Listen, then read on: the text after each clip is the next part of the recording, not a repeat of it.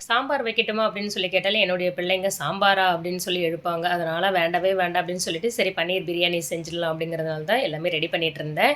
சூப்பரா இருந்தது. ரொம்பவே டேஸ்ட் நல்லா இருந்ததுன்னு சொன்னாங்க. பசங்களும் விரும்பி சாப்பிட்டாங்க. அடிக்கடி இந்த மாரிலாம் பன்னீர் பிரியாணி செஞ்சு குடுங்க. குழந்தைங்களுக்கு ரொம்பவும் நல்லது. நல்ல ஒரு புரோட்டீனும் கிடைக்கும். இந்த பாத்திரம்லாம் வந்து பார்த்தீங்கன்னா, டிவில நெறைய ஆட்ஸ்ல வந்து நான் பார்த்துருப்பேன். சின்ன வயசுல கூட நான் வந்து பார்த்துருப்பேன். அடிக்கடி நான் வந்து பார்க்குற சேனல் வந்து எதுன்னு கேட்டிங்கன்னா, பொதிகை சேனல் தான். அப்போலாம் வந்து பார்த்தீங்கன்னா, இந்த அளவுக்கு இருக்காது. இதிலயே வந்து காமிப்பாங்க. டிஸ்ப்ளேவ்ல வந்து பார்த்துட்ட உடனே சென்னைக்கு வந்த புதுசுலயே நானும் நெறைய டைம் பார்த்துருக்கேன். இதெல்லாம் நம்மளால வாங்க முடியுமா? பெரிய பெரிய பணக்காரங்க மட்டும் தானே வாங்குவாங்க அப்படின்னு சொல்லி அல்பத்தரமாலாம் நான் ஆசைப்பட்டுருக்கேன். ஆனா இப்ப தான் தெரியுது, எனக்கு ரொம்ப ரொம்ப பிடிச்சதே வந்து நான் அடிக்கடி கொஞ்சம் வாங்குறேன்னா, பர்ச்சேஸ் பண்றேன்னா, இந்த பாத்திரத்த மட்டும் தான். நான் எதிர்பார்க்கவே இல்ல. ஏன்னா இதெல்லாம் வந்து நமக்கு ஒரு ஆசை தான் இல்லைங்களா? நாமளே நெறைய டைம் இப்ப கூட கிராமப்புறங்கள்லாம் பார்த்தீங்கன்னா, டிவில ஆட்ஸ் வரதெல்லாம் பார்த்தீங்கன்னா, ஆன்னு பார்த்துட்டு தான் இருப்பாங்க.